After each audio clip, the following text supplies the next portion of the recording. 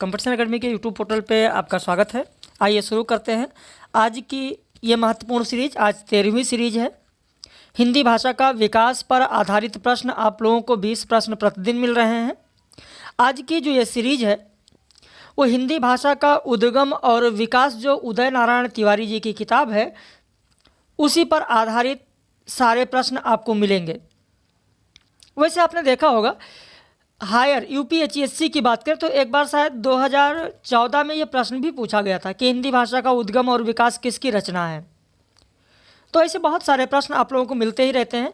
तो उदय नारायण तिवारी जी की जो किताब है हिंदी भाषा का उद्गम और विकास, उसी पर आधारित आज के महत्वपूर्ण 20 प्रश्न मिलेंगे आपको।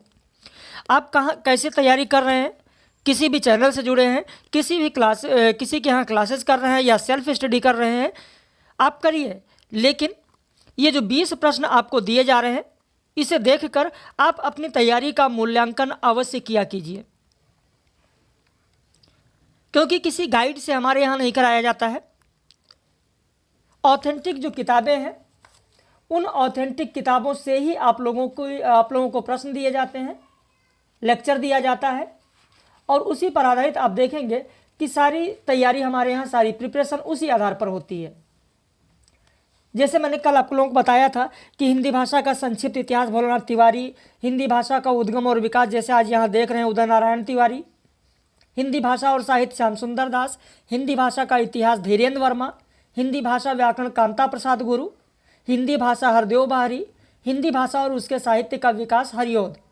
तो ये 7 किताबें मैंने आपको बताया, इन 7 पर ही आधारित प्रश्न आपको दिए जाते हैं। किसी अलग से गाइड के आधार पर आप लोगों को नहीं दिया जाता है। हमारे यहाँ केवीएस टीजीटी पीजीटी का भी बैच स्टार्ट हो चुका है। हमारे यहाँ यूजीसी नेट जेआरएफ 2022-23 के लिए बैच शुरू हो चुका है। असिस्टेंट प्रोफेसर के लिए बैच शुरू हो चुका है। यदि आप जुड़ना चाहते हैं तो हमारे इस दिए गए नंबर पर आप फ़ोन करके या व्हाट्सएप करके फीस और सारी जानकारी ले सकते हैं। अभी केवल 2 दिन की कक्षाएँ हुई हैं नए बैच में। अगर आप जुड़ेंगे तो अभी तक 2 दिन की जो कक्षाएँ छूटी हैं आपकी, वो सारे वीडियो लेक्चर, पीडीएफ और डेली टेस्ट सीरीज जो दिया जाता है वो आपको उपलब्ध करा दिया जाएगा। तो चलिए इन प्रश्नों को देखिए और अपना मूल्यांकन करिए कि जो आप पढ़ रहे हैं, जिस तरीके से आप पढ़ रहे हैं, क्या इन प्रश्नों को आप हल कर पाएंगे या इनमें से कितने प्रश्न आपको पता हैं। हिंदी भाषा का उद्गम और विकास के लेखक कौन है? तो पहला प्रश्न तो यही है, जैसा कि आपने स्क्रीन पर सबसे पहले आपने देखा, उदय नारायण तिवारी। बांग्ला का उद्गम और विकास के लेखक कौन है? आपका उत्तर हो जाएगा डी, सुनीति कुमार चटर्जी। जो भी नए लोग हैं, क्योंकि डेली नए लोग जुड़ते रहते हैं, तो जो नए व्यूवर्स हैं वो चैनल को सब्सक्राइब कर लें, ताकि जब कल 14वीं सीरीज पब्लिश की जाए तो उसका नोटिफिकेशन आपको मिल सके। भोजपुरी भाषा और साहित्य पुस्तक के लेखक कौन है? आपका उत्तर हो जाएगा सी, उदय नारायण तिवारी। साहित्य संपन्न द्रविड़ भाषाओं में सबसे ऊंचा स्थान किसका है? तेलुगु, कन्नड़, तमिल, मलयालम। आपका उत्तर हो जाएगा यहाँ पर सी, तमिल। कल जो 20 प्रश्न मैंने आप लोगों को दिया था, वहाँ पर मैंने एक प्रश्न दिया था और इसी किताब से है, हिंदी भाषा का उद्गम और विकास, जो उदय नारायण तिवारी जी की किताब है। इसमें पेज नंबर 5 पर जब आप जाएंगे तो वहाँ पर देखेंगे, जहाँ पर लिखा है कि मलयालम की उत्पत्ति प्राचीन तमिल से हुई, इसीलिए इसे तमिल की छोटी बहन कहा जाता है। मैंने प्रश्न पूछा था कि तमिल की छोटी बहन किसे कहा जाता है? तमिल की छोटी बहन किसे कहा जाता है? तो मलयालम को कहा जाता है। और ये सब ऐसे तथ्य हैं जो खूब पूछे जाते हैं परीक्षाओं में। निम्न में से किस रचना में महाराष्ट्रीय प्राकृत है? सेतुबंध, गौड़ बहो, गाथा सप्तशती। विकल्प 1 2 2 3 1 3 1 2 3। आपका उत्तर हो जाएगा डी, 1 2 3। पंडित दामोदर की रचना उक्त व्यक्ति प्रकरण, लगभग ये जितने भी साहित्य के विद्यार्थी हैं सभी को पता होगा। लेकिन इस रचना को प्रकाश में लाने का श्रेय है किसे? मुनि जिन विजय को है, धीरेन्द्र वर्मा को है, सुनीत कुमार चटर्जी को है या श्याम सुंदर दास को है? आपका उत्तर हो जाएगा ए, मुनि जिन विजय। हाँ, अगर उक्त व्यक्ति प्रकरण आपने पढ़ा है और कहीं पर पढ़ा है तो आपको सुनीत कुमार चटर्जी का भी नाम मिला होगा, याद आ रहा होगा। क्योंकि सुनीत कुमार चटर्जी ने इस उक्त व्यक्ति प्रकरण की भाषा का विवेचन किया है, विस्तृत विवेचन किया है। अगर भाई देवे उक्त व्यक्ति प्रकरण की भाषा पूछी जाए तो अपभ्रंश में है। भाई इस रचना में अपभ्रंश में कोसली अर्थात पूर्वी हिंदी, कोसली अर्थात पूर्वी हिंदी का संक्रांतिकालीन रूप आपको इसमें देखने को मिलेगा उक्त व्यक्ति प्रकरण में। तो इसको प्रकाश में लाने का श्रेय मुनि जिनविजय को है, जबकि सुनीत कुमार चटर्जी ने इस उक्त व्यक्ति प्रकरण की भाषा का विस्तृत विवेचन किया है। अगला प्रश्न देखें, प्रश्न संख्या 7। वर्ण रत्नाकर, इसको भी आप लोगों ने पढ़ा होगा। वर्ण रत्नाकर के प्रणेता ज्योतिरीश्वर ठाकुर किस शासक के आश्रित थे?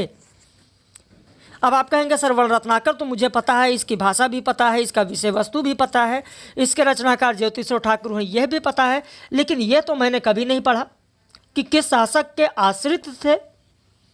आपका उत्तर हो जाएगा ए, हरि सिंह देव। और जब ऐसे प्रश्न परीक्षा में आते हैं तो लोग कहते हैं बहुत ही अंदर से पूछ लिया गया, मैंने कभी पढ़ा नहीं, किसी भी गाइड में मैंने नहीं देखा, बहुत सारे प्रैक्टिस सेट मार्केट में है उसमें कहीं नहीं देखा। भाई देखिए, जो मार्केट में होता है प्रैक्टिस सेट वो सब पुराना होता है, बस जो जो परीक्षाएं आती हैं ऊपर का कवर पेज चेंज करके लोगों को दे दिया जाता है। हमारे यहाँ पूरा ऑथेंटिक बुक से एक एक तथ्य आपको कराए जाते हैं। उत्तर हो जाएगा हरि सिंह देव। हिंदी भाषा का उद्गम और विकास जो उदय नारायण तिवारी की किताब है उसमें पेज नंबर 154 पर आप जाकर देखिए, मैं पेज नंबर भी आपको बता रहा हूँ, 154 पर जाकर देखिए, जहाँ पर लिखा है कि 14वीं सदी के इस रचना यानी वर्ण रत्नाकर, इस रचना के जो लेखक हैं ज्योतिरीश्वर ठाकुर, वो कर्णाट वंशीय शासक हरिसिंह देव के आश्रित थे। मिथिला के शासक थे ये, मिथिला के कर्णाट वंशीय शासक हरिसिंह देव के आश्रित थे। और यह रचना जो है वो मैथिली रचना है। अगला प्रश्न है, कीर्तिलता की भाषा क्या है? अब कहेंगे कि विद्यापति ने तो अवहट्ट कहा है, सर हम लोग अवहट्ट ही जानते हैं, लेकिन ध्यान दीजिए आपका उत्तर हो जाएगा डी, साहित्यिक अपभ्रंश मिश्रित लोक भाषा। कीर्तिलता की जो भाषा है साहित्यिक अपभ्रंश मिश्रित लोक भाषा, और इसी को विद्यापति ने अवहट्ट कहा है। अब बाय द वे परीक्षा में प्रश्न आ जाए कि विद्यापति ने अवहट्ट किसे कहा है, विद्यापति ने अवहट्ट किसे कहा है? भाई बहुत सारी बार परीक्षाओं में पूछा गया कि किस रचना की भाषा को विद्यापति ने अवहट्ट कहा है, या कीर्तिलता किसकी रचना है। प्रश्न वही होते हैं, बस शब्दों का फेर होता है, उसे घुमाकर पूछा जाता है। हर बार परीक्षाओं में आप देखेंगे यही होता है। अब इसी को नया प्रश्न बना दिया जाए कि विद्यापति ने अवहट्ट भाषा किसे कहा है, तो आपका उत्तर होगा साहित्यिक अपभ्रंश मिश्रित लोक भाषा को कहा है। या कीर्तिलता की भाषा कौन सी है, तो साहित्यिक अपभ्रंश मिश्रित लोक भाषा है। या कीर्तिलता में लिखित अवहट्ट का आशय क्या है, ऐसे भी प्रश्न बन सकता है कि विद्यापति के कीर्तिलता में लिखित अवहट्ट का आशय क्या है, तो अवहट्ट का आशय होगा साहित्यिक अपभ्रंश मिश्रित लोक भाषा। चीज़ें समझ में आ रही या नहीं, कमेंट करके ज़रूर बताइएगा। आप लोगों के कमेंट का इंतजार रहता है, बहुत कम लोग कमेंट करते हैं। कमेंट जरूर करिए, अपनी प्रतिक्रिया जरूर व्यक्त करिए। ज्ञानेश्वरी रचना किस रचना की टीका है जो लोक भाषा में है? यानी ज्ञानेश्वरी जो रचना है संत ज्ञानेश्वर की ये रचना है जो लोक भाषा में है, ये किस रचना पर टीका है ज्ञानेश्वरी? आपका उत्तर हो जाएगा डी, श्रीमद् भगवत गीता। श्रीमद् भगवत गीता। उत्पत्ति की दृष्टि से मैथिली, मगही एवं भोजपुरी सगी बहनें हैं, वहीं बंगला, उड़िया और असमिया इनकी चचेरी बहनें हैं। उपर्युक्त कथन किसका है? आपका उत्तर हो जाएगा डी, उदय नारायण तिवारी का है। इन्होंने अपनी रचना हिंदी भाषा का उद्गम और विकास में पेज नंबर 180 पर कहा है। अब जाइए और पृष्ठ संख्या 180 आप देखिए अगर आपके पास है। अगला प्रश्न देखिए, इंसा अल्लाह खां की रचना रानी केतकी की कहानी में हिंदवी छुट है और इसमें किसी बोली का पुट नहीं है का आशय क्या है। अभी जैसा मैंने आपसे प्रश्न किया इससे पहले कि कीर्तिलता विद्यापति की रचना कीर्तिलता में औहट का आशय क्या है। अब औहट तो आप जानते हैं, उसका आशय क्या है। ठीक उसी तरीके से यहाँ भी प्रश्न उसी तरीके से बन सकता है कि इंसा अल्लाह खां की रचना रानी केतकी की कहानी में हिंदवी छुट है और इसमें किसी बोली का पुट नहीं है, इसका आशय क्या होगा। आपका उत्तर हो जाएगा डी 1 2 3 4। जब ऐसे प्रश्न मिलते हैं लोग कहते हैं बहुत नया प्रश्न है, पेपर बहुत हार्ड बना दिया गया है। ऐसा कुछ भी नहीं है। यहाँ पर जितनी चीज़ें दी गई हैं ये आप देख रहे हैं। जैसा हिंदी भाषा का उद्गम और विकास में उदय नारायण की तिवारी की किताब में 4 पॉइंट लिखा है, वही 4 पॉइंट मैंने यहाँ पर सीधे सीधे लिख दिया कि इसमें हिंदवीपन की कड़ी पाबंदी की गई है, इसमें भाकापन का बहिष्कार किया गया है, इसकी भाषा ऐसी है कि जिसमें भले लोग अच्छे से आपस में बोलते हैं, इसमें अरबी, फारसी, तुर्की आदि के अलावा अन्य भाषा की छाह नहीं है। अब यहाँ पर एक प्रश्न आपसे और पूछा जा सकता है कि इंसा अल्लाह खां की रचना रानी केतकी की कहानी में जो भले लोग कहा गया है, भले लोग, ये कौन से भले लोग हैं जो इस भाषा में बात कर रहे हैं। ये भले लोग हैं दिल्ली के कुछ संभ्रांत व्यक्ति और सिर्फ उन्हीं के आधार पर ऐसा कह दिया गया है, आम जनता नहीं है। तो यहां पर आपका उत्तर हो जाएगा 11 का डी 1 2 3 4। जो भी नए लोग हैं प्रश्न का स्क्रीनशॉट जरूर ले लिया करें। हिंदुस्तानी शब्द यूरोप के लोगों की देन है, यह मत किसका है। आपका उत्तर हो जाएगा सी ग्रियर्सन। रसगुल्ला, गमछा, छाता किस भाषा से आया शब्द है। पंजाबी, गुजराती, मराठी, बांग्ला।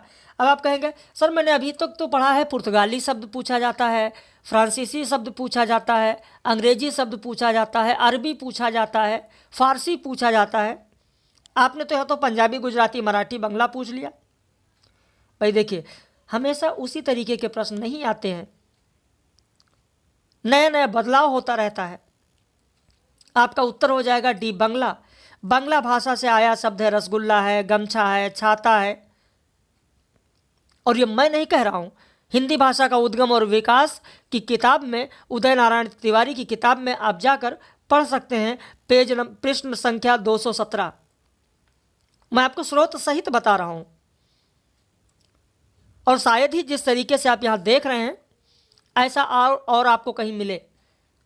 मैं स्रोत सहित बात कर रहा हूँ कि अगर परीक्षा में ऐसे प्रश्न आते हैं और आयोग का उत्तर गलत आता है तो आप चैलेंज कर सकते हैं। मैं पृष्ठ संख्या तक आपको बता रहा हूँ। हिंदुस्तानी का अन्य नाम क्या है। खड़ी बोली, नागरी हिंदी, सरहिंदी। विकल्प 1 2 2 3 1 3 1 2 3। उत्तर हो जाएगा डी 1 2 3। बांगरू का अलग अलग स्थानों पर क्या नाम है। देशवाली या देशानी, जाटू, चमरवा। विकल्प 1 2 2 3 1 3 1 2 3। तो उत्तर हो जाएगा 1 2 3। और ऐसा नहीं कि बहुत ज़्यादा अलग से आप लोगों से मैं पूछ रहा हूँ, ये ऐसे प्रश्न हैं जो अक्सर परीक्षाओं में पूछे जाते हैं या पूछे जाने वाले हैं। नैनीताल के तराई क्षेत्र की ब्रजभाषा को क्या मानते हैं। भुक्सा, डांगी, जादोबाटी, अंतर्वेदी। आपका उत्तर हो जाएगा ए भुक्सा। अब ब्रजभाषा को अंतर्वेदी भी कहा जाता है, कई बार परीक्षाओं में पूछा गया। जादोबाटी भी इसी के तहत आता है, कई बार परीक्षाओं में पूछा गया। अब यहाँ पर कुछ नया इस तरीके से प्रश्न पूछा जा सकता है। डांगी भी इसी के तहत आएगा। तो यहाँ पर आपका उत्तर हो जाएगा ए भुक्सा। कन्नौजी बोली का क्षेत्र कौन सा नहीं है। आपका उत्तर हो जाएगा सी सुल्तानपुर कन्नौजी बोली का क्षेत्र नहीं है।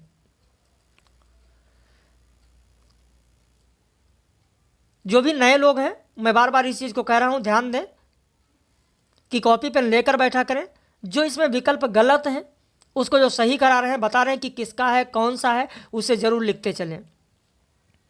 और साथ ही अगर आप हमारे यहाँ नया बैच ज्वाइन करना चाहते हैं तो इस नंबर पर आप फ़ोन करके, व्हाट्सएप करके फीस और सारी जानकारी ले सकते हैं। चाहे आप KVS TGT के लिए ज्वाइन करना चाहते हो, अब तो TGT और PGT दोनों अलग होगा, क्योंकि दोनों का पाठ्यक्रम इस बार बदल गया है, दोनों अलग है। या आप UPHESC हायर के लिए, UPHESC असिस्टेंट प्रोफेसर हायर के लिए जुड़ना चाहते हैं तो भी, या UGC नेट के लिए जुड़ना चाहते हैं, UGC नेट के लिए, क्योंकि इस बार नेट की परीक्षा दिसंबर और जून की मर्ज करके फिर से आगे जून या जुलाई में होगी। तो ये तीनों बैच हमारे यहाँ प्रारंभ हो चुके हैं, 2 दिन की कक्षा हो चुकी है, हिंदी भाषा का विकास चल रहा है। यदि आप जुड़ेंगे तो आपको 2 दिन की जो कक्षाएं छूटी हैं वो उपलब्ध करा दी जाएंगी। बुंदेली की बोली कौन सी है? पावरी, लोधांती या राठौरी, खटोला। उत्तर हो जाएगा डी। 1, 2, 3 ये तीनों बुंदेली के तहत आएंगी। अवधि का अन्य नाम क्या है? पूर्वी, कोसली, वैश्वाड़ी। उत्तर हो जाएगा आपका डी। 1, 2, 3 पूर्वी भी होगा, कोसली भी होगा, वैश्वाड़ी भी होगा। गहोरा बोली की उपबोली कौन सी है? पथा, अंतरपथा, कुंडरी, बनावल, अघर। 1, 2, 2, 3, 4, 1, 3, 5 उपरोक्त सभी। अब जिनको नहीं पता होगा वो तो उपरोक्त सभी लगाएंगे, जो कि गलत है। पहला और दूसरा ये गहोरा का है, जो कि आपका उत्तर होगा। बाकी कुंडरी, बनावल और अघर ये जूडर की उपबोली है। जूडर गहोरा है, जूडर है, ये सब बोली आपने सुना होगा। जूडर की उपबोली है कुंडरी, बनावल और अघर। तो इस तरीके से ये 20 प्रश्न प्रतिदिन जो आपको मिल रहे हैं। कल 14वीं सीरीज होगी, जिसमें फिर से हम लोग हिंदी भाषा का विकास पर ही आधारित प्रश्न देंगे आपको। इसके अलावा एक चीज़ और ध्यान दीजिएगा, जिस तरीके से आज आपने देखा कि उदय नारायण तिवारी की किताब से आपको दिया गया, ऐसे ही कल हम देंगे आपको भोलानाथ तिवारी की जो किताब है हिंदी भाषा का संक्षिप्त इतिहास, उससे 20 प्रश्न देंगे। फिर जो 15वीं सीरीज होगी उसमें हिंदी भाषा और साहित्य जो श्याम सुंदर दास की है, उससे 20 प्रश्न आपको मिलेगा। फिर जो 16वीं सीरीज आपको मिलेगी वो हिंदी भाषा का इतिहास जो धीरेन्द्र वर्मा का है, उससे मिलेगा। जो 17वीं सीरीज होगी उसमें हिंदी भाषा व्याकरण कामता प्रसाद गुरु का है, उससे मिलेगा। 18वीं जो सीरीज मिलेगी आपको उसमें हिंदी भाषा और उसके साहित्य का विकास हरिओत जी की जो किताब है उससे मिलेगा। जो 19वीं सीरीज है उसमें हिंदी भाषा जो हरदेव बाहरी का, उससे मिलेगा। और जो 20वीं सीरीज है उसमें जो 20 प्रश्न मिलेगा वो इग्नू के नोट से मिलेगा। तो इस तरीके से पूरा हमारे यहाँ शेड्यूल होता है कि कब क्या कराना है और कहाँ कहाँ से परीक्षा में प्रश्न आते हैं। तो बाकी हम लोग ऐसे ही 20 प्रश्नों के साथ अगली सीरीज में कल फिर मिलेंगे। बाकी आप लोग पढ़ते रहिए, मेहनत करिए, कहीं कोई समस्या हो जरूर बताएं। और यदि आप पेड बैच ज्वाइन करना चाहते हैं जिसमें आपको डेली सुबह 10 बजे PDF नोट्स, डेली सुबह 10 बजे आपको टेस्ट सीरीज, साप्ताहिक नहीं डेली टेस्ट सीरीज। आज तो 250 प्रश्न का एक सीरीज लोगों को दे दिया गया उत्तर सहित, 50 प्रश्नों का एक दे दिया गया, यानी 300 प्रश्न ये दिए गए। रात में लाइव कक्षा में 50 प्रश्न होते हैं डेली, 40 से 50 प्रश्न, लगभग 350 प्रश्न आज ही हो जाएंगे, वो भी हिंदी भाषा के विकास से। बाकी 20 प्रश्न ये जो चल रहे हैं ये तो दिया ही जाता है। दोपहर में 2:30 बजे रिकॉर्डेड वीडियो लेक्चर दिया जाता है। कई लोग कहते हैं सर हमारे पास समय नहीं है, हम दोपहर में नहीं देख पाएंगे। कोई बात नहीं है, हमारे 80% कैंडिडेट ऐसे हैं जो कहीं ना कहीं विद्यालय में लगे हैं, नहीं 2:30 बजे आपके पास समय है, आप रात में जब आइए, कहीं भी ऑफिस में लगे हैं रात में आइए, घर खाना खाइए, आराम से बैठिए, फिर 2:30 बजे वाला आप लेक्चर देख लीजिए, लिंक आपके व्हाट्सएप पर रहेगा। और जिस टॉपिक पर 2:30 बजे आपको विस्तृत पढ़ाया जाएगा, विस्तृत वीडियो लेक्चर मिलेगा, उसी पर आधारित रात में 8:30 बजे लाइव क्लास होगी। अब आप कहीं भी होंगे, किसी भी विद्यालय में लगे होंगे, चाहे वो सरकारी हो चाहे वो प्राइवेट हो, मुझे नहीं लगता है कि 8:30 बजे कोई विद्यालय में रहेगा, किसी ऑफिस में रहेगा। 8:30 बजे तो आप अपनी लाइव क्लास तो कर ही सकते हैं।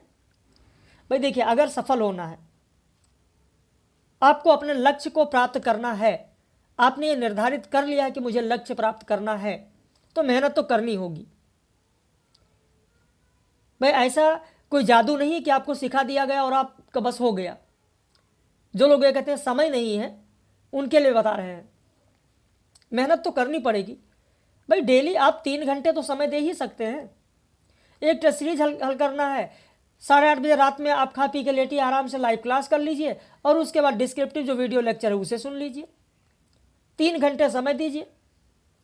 सप्ताह में 7 दिन कक्षाएं हैं, कोई छुट्टी नहीं है। आप पढ़िए, मेहनत करिए, लेकिन सफलता पाने के लिए पढ़ना पड़ेगा, मेहनत करना पड़ेगा। सफलता की कोई शॉर्ट ट्रिक नहीं होती है। गाइडेंस जितना है वो मेरा काम है, लेकिन पढ़ना तो आपको है, परीक्षा में आपको बैठना है ना। 100% यह मेरी जिम्मेदारी होगी कि प्रश्न मेरे नोट से मिलेगा, मेरे वीडियो लेक्चर से मिलेगा, लेकिन यह जिम्मेदारी आपकी होगी कि आप इसको गेन करें और जाकर परीक्षा दें। परीक्षा में आपको बैठना है, मुझे नहीं।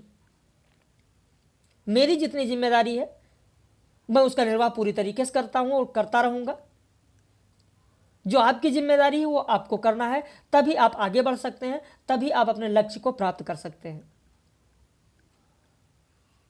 ठीक है, बाकी हम लोग फिर मिलेंगे ऐसे ही 20 प्रश्नों की सीरीज में, कल 14वीं सीरीज के साथ।